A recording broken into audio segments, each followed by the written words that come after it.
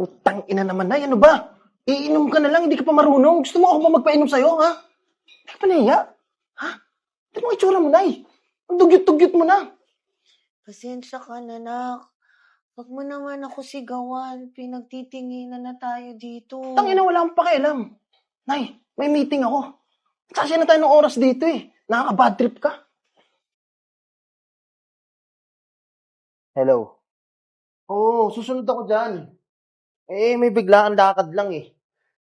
Wala namang sa plano to eh. Oo nga. Sige na, sige na. Ay, ano ba? Uupo ka na lang, hindi ka pa makaupo. Parang timang. Sorry na, nak. Sorry. Ano ba kasing ginagawa natin dito? Alam mo na may meeting pa ako. Good afternoon, ma'am, sir. May order na po kayo? Asan menu nyo? Ito po. Water. Just water lang. Okay na yun. Anak, Oh, pasensya ka na. Hindi ko kasi mabasa yung menu nila eh. bakit di mo kasi dinala yung salamin mo? Okay lang po, ma'am. Mag-aantay po ako. Ano na lang? Isang drinks tsaka sandwich, okay na yun. Pabilisan na. Sige po. Balik po ako. Thank you. Ma, ano bang gusto mo, ha? Pahiin ako, ha? Eh, bakit pa kasi nandun dito? Pwede naman tayo sa bahay kumain, eh. Dami mong arte.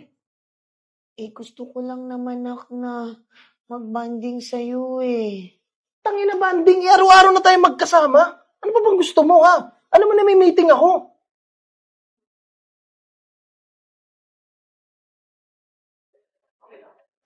Ito na po yung water nyo. Serve ko na lang po yung order nyo 5 minutes from now. Thank you po. Salamat, Iya.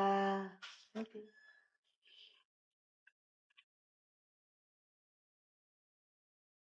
Putang ina naman, Nay. Ano ba? Iinom ka na lang, hindi ka pa marunong. Gusto mo ako ba magpainom sa'yo, ha? Hindi ka pa nahiya? Ha? Ito mo itsura mo, Nay. Ang dugyot-dugyot mo na. Pasensya ka na, nak.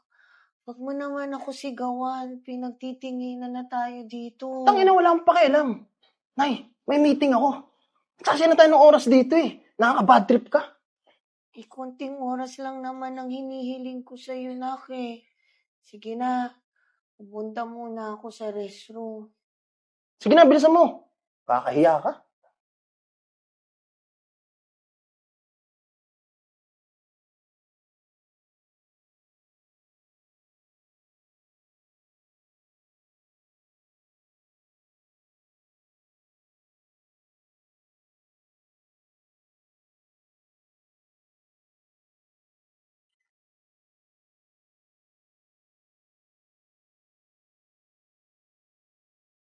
Sir, Oh, pasensya na po ah. Pero napansin ko po kung paano nyo tratuhin yung nanay niyo. ano pakialam mo? Uy, waitress ka lang dito. Opo, sir. Hindi naman po sa pangingialam, pero pareho po tayo ng sitwasyon. Anong ibig mong sabihin? Ganon din po kasi yung tatay ko. Ha?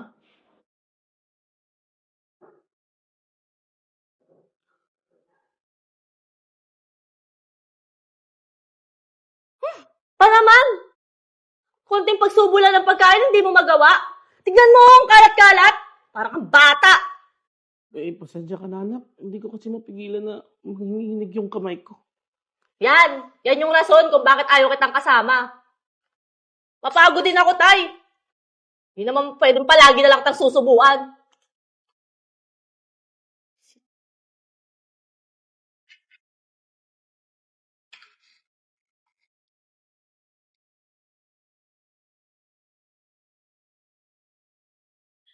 Hindi ko alam.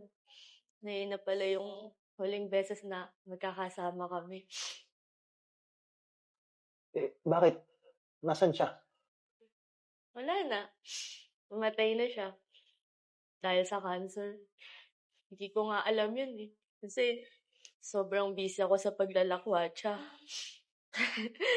Sorry, naiyak ako. Hindi ko napigilan. Kaya ikaw, pahalagaan mo siya. Kasi hindi natin alam kung hanggang kailan natin sila makakasama. Sige po, sir. Una na po ako.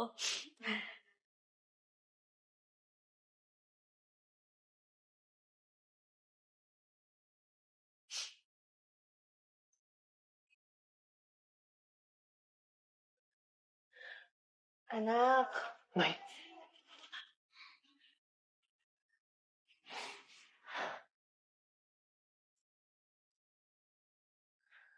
pasensya ka na, anak, ha. Natagalan ako kasi masakit yung tuhod ko, eh. hindi, Nay. Okay lang sa akin mag-antay. Willing ako. Halika na. Upo na muna kayo. Baka na yung gamit nyo. Ingat lang, ha? Oh, Anak, okay ka lang ba? Hindi ka nagalit sa akin? Bakit parang umiiyak ka? hindi. Nay, hindi, Nay. Sa totoo lang, mas galit ako sa sarili ko kasi naging selfish ako. Nakalimutan ko na may nanay ako nagmamahal sa akin na totoo. Pasensya sa mga nasabi ko at nagawa ko. Ito pa nga ako, Nay. Mahal na mahal kita. At hindi ko pinagsisisihan yung mga bagay na nagawa mo sa akin, Nay. Mahal na mahal din kita, anak. Saya-saya ko ngayon kung alam mo lang. Salamat na.